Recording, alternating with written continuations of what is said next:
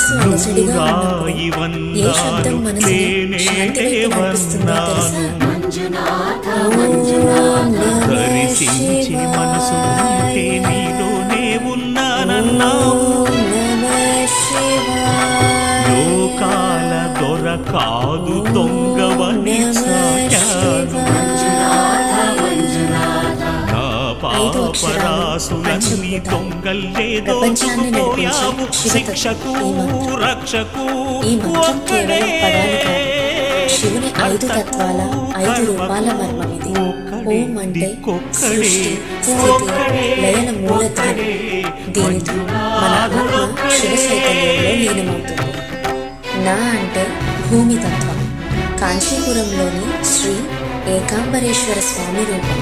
ఇది స్థిరత, సహనం, అహంకార నిర్మూలనను సూచిస్తుంది. మా